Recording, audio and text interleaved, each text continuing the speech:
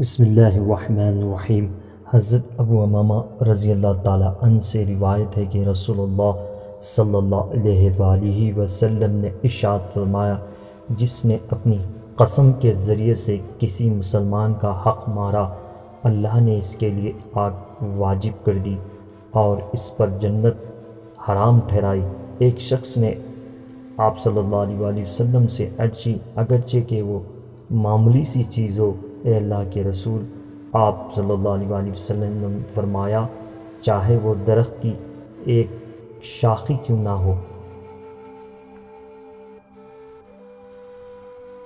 رسول اللہ صلی اللہ علیہ وآلہ وسلم نے ارشاد فرمایا، زمین میرے لیے نماز کی جگہ ہے، یعنی زمین پر کہیں بھی نماز پڑھی جا سکتی ہے اور پاک کرنے والی بنائی ہے، یعنی ہر ایک قسم کی زمین پر تیمم کیا جا سکتا ہے۔ سبحان اللہ۔ یہ ویڈیو پسند آئے تو لائک کر لیجیے گا، نئے ہیں تو چینل سبسکرائب کیجیے۔ Thank for watching.